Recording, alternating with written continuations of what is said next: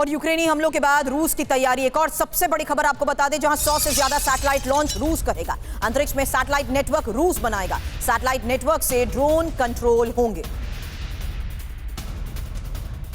तो रूसी ड्रोन को मिलेगी अंतरिक्ष की ताकत। कैसे? डिटेल इंफॉर्मेशन आपके सामने, जहां 100 सैटेलाइट नेटवर्क का इस्तेमाल नेविगेशन में किया जाएगा और रूसी ड्रोन तय लक्ष्य पर सटीक हमला कर सकेंगे। हालांकि अटैक ड्रोन के रूट को नियंत्रित भी किया जा सकेगा। ड्रोन को ट्रैक करना और हमला करना भी इसके जरिए आसान होगा। दुश्मन के ड्रोन का भी सैटेलाइट से पता लगाया जा सकता है।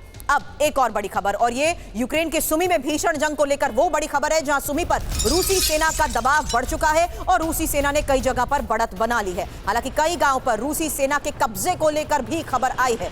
थोड़ी देर पहले एक और तस्वीर हमने आपको दिखाई थी, जहां सुमी पर रूसी सेना की बढ़त के बाद ही लगातार किस तरीके से यूक्रेन को खदेड़ दिया गया है, उसको लेकर दावा किया गया। अब सुमी पर रूस का क्या कब्जा होगा, बड़ा सवाल, क्योंकि यूक्रेन के सुमी में रूसी सेना जिस तरीके से हावी हो रही है उसको लेकर बड़ी खबर सामने आई है। रूसी सेना ने बड़े हिस्से पर कब्जे का दावा किया है। तीसरी इंपॉर्टेंट बात, जहां कई जगह पर यूक्रेनी सैनिकों ने मोर्चा ही छोड़ दिया है। हालांकि अग्रिम मोर्चे पर भीषण जंग जारी है, लेकिन इस बीच पिछले 3 से 4 दिनों में सुमी रूस के कब्जे में।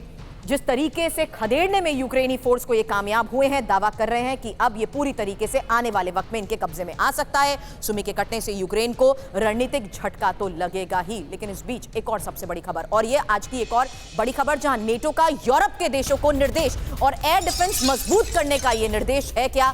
जानिए। एयर डिफेंस 5 गुना बढ़ाने पर जोर दिया जा रहा है। रूसी खतरे के मद्देनजर जिस तरीके से अलर्टनेस है, सतर्कता है, उसको देखते हुए पिछले कई दिनों से आ रही ये बड़ी खबरें, लेकिन आज की एक और सबसे बड़ी खबर यही है, जहां एयर डिफेंस मजबूत करने के निर्देश के तहत 5 गुना बढ़ाने पर जोर दिया जा रहा है। नेटो ने यूरोप के देशों को एयर डिफेंस पर जो नसीहत दी है, ये जानिए। यूरोप का एयर डिफेंस 5 गुना बढ़ाने को कहा है। बड़े देशों को ज्यादा पैसा खर्च करने के आदेश दिए हैं। रूस की तुलना में यूरोप का एयर डिफेंस कमजोर है और अगले 5 साल में एयर डिफेंस को मजबूत बनाने का जो संकल्प लिया गया है। गुरुवार को ब्रुसेल्स में नेटो के रक्षा मंत्रियों की बैठक भी होने वाली है। वहीं ब्रुसेल्स की बैठक में एयर डिफेंस को मजबूत करने पर जो चर्चा की जा रही है, यही बड़ी खबर सामने आई है। अब यूरोप का एयर डिफेंस रूस से कमजोर। जर्मनी ने यूरोपीय स्काई शील्ड का प्रस्ताव रखा है। एकीकृत एयर डिफेंस होगा यूरोपीय स्काई शील्ड। यूरोपीय स्काई शील्ड से यूरोप की रक्षा होगी।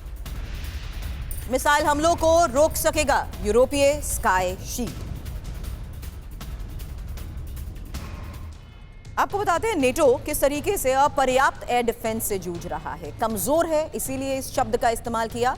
यूरोप कई साल से अपर्याप्त एयर डिफेंस से जूझ रहा है। अब यूक्रेन को हथियार भेजे जाने के बाद संकट बढ़ गया है। हमले की स्थिति में यूरोप हवाई सुरक्षा में भी असमर्थ बताया जा रहा है। हालांकि यूरोप को भूमि आधारित एयर डिफेंस बढ़ाने की सख्त जरूरत है और नेटो ने 3 दशकों में रूसी खतरे पर कम ध्यान दिया है। शीत युद्ध के बाद मध्य पूर्व, उत्तरी अफ्रीका पर ज्यादा फोकस रहा। जर्मनी के प्रस्तावित यूरोपीय स्काई शील्ड का विस्तार भी संभव है। अब रूस को नेटो के विस्तार से डर। एक और बड़ी खबर बता रहे हैं, क्योंकि नेटो के विस्तार पर रूस धमकी दे चुका है।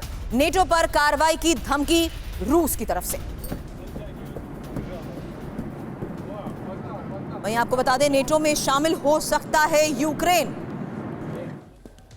नेटो को रूस से कैसा डर? रूस यूक्रेन युद्ध के बाद यूरोप पर खतरा बढ़ा है। रूस को सबसे बड़ा खतरा यूरोप और नेटो से ही है।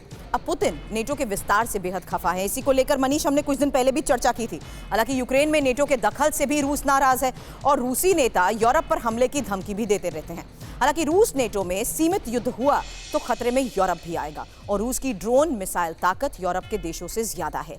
यूरोप को रूस की क्रूज और बैलिस्टिक मिसाइलों से भी खतरा है।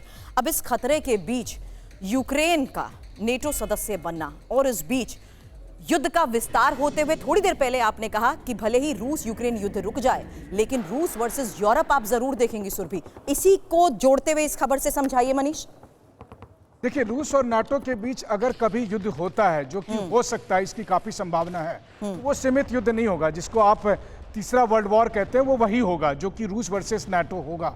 और उसके लिए दोनों पक्ष की तरफ से कम तैयारियां तो जोर शोर से चली रही है। अभी आपने खबर बताया कि कैसे नाटो ने अपने तमाम सदस्य देशों से कहा है कि आप अपने एयर डिफेंस सिस्टम को 5 गुना करिए। तो ये एक ह्यूज डेवलपमेंट है। अब आप देखिए, युद्ध में केवल एयर स्ट्राइक ही नहीं होता, आपका एयर डिफेंस सिस्टम बहुत मजबूत होना चाहिए। पिछले दिनों हमने देखा कि कैसे पाकिस्तान से आए तमाम ड्रोन को भारतीय एयर डिफेंस सिस्टम ने मार गिराया। यूरोप के पास इस तरह की क्षमता नहीं है। लेकिन बात यह है कि अगर यूक्रेन का जहां तक नाटो में शामिल होने का सवाल है, एक बात तो मैं निश्चित तौर पर लिख कर दे सकता हूं कि नाटो देश यूक्रेन को इस बार शामिल नहीं करेंगे, बल्कि अगले आने वाले कई सालों तक नहीं करेंगे। वो सिर्फ यूक्रेन का इस्तेमाल कर रहे हैं, तब तक इस्तेमाल कर रहे हैं जब तक बतौर कुरुक्षेत्र यूक्रेन इस युद्ध में भागीदार हो रहा है। उसके बाद वो कोई और कंट्री को चुन लेंगे। अब दूसरी बात यह है कि रूस और नाटो एक दूसरे को खतरा बताते हैं। रूस कहता है कि नाटो के विस्तार की वजह से उनको एग्जिस्टेंशियल थ्रेट है, वहीं नाटो के देश ये कहते हैं कि हम अपना विस्तार इसलिए कर रहे हैं क्योंकि हमें रूस से खतरा है। तो ये वही वाली बात है कि पहले मुर्गी आई कि पहले अंडा आया। लेकिन दोनों ही हालत में दोनों के बीच के रिश्ते इतने खराब हो चुके हैं, इतने खराब हो चुके हैं, और जिस तरह की तैयारियां चल रही है उससे यही लगता है कि कुछ दिन ना सही लेकिन कुछ हफ्ते में दोनों के बीच टक्कर हो सकती है। और अगर टक्कर हुई तो फिर जिसे तीसरा विश्व युद्ध के तौर पर कहते हैं उसके भयंकर परिणाम वजह वही चेतावनी और वही धमकियां भी मान सकते हैं, जिसमें साफ है कि नेटो या यूरोप डायरेक्टली भले ही इस युद्ध में इन्वॉल्व नहीं है, लेकिन जो स्ट्रैटेजिकल सपोर्ट दे रहा है वो रूस के निशाने पर हमेशा से रहा है। इसीलिए क्योंकि अगली बड़ी खबर सुनिए, नेटो की यूक्रेन को ये जो बड़ी मदद है, नेटो के कॉम्बैट नेटवर्क से यूक्रेन जुड़ा, यूक्रेनी सेना को रियल टाइम में नेटो का डेटा मिलेगा और यूक्रेन तक पहुंचेगी खुफिया जानकारियां। अब यूक्रेनी सेना को ऑपरेशन में मदद मिलेगी। तो यूक्रेन के नेटो में शामिल होने का क्या ये पहला चरण है? ये सवाल उस आधार पर क्योंकि नेटो के कमांड और कंट्रोल सिस्टम से यूक्रेन को इंफॉर्मेशन मिलेगी।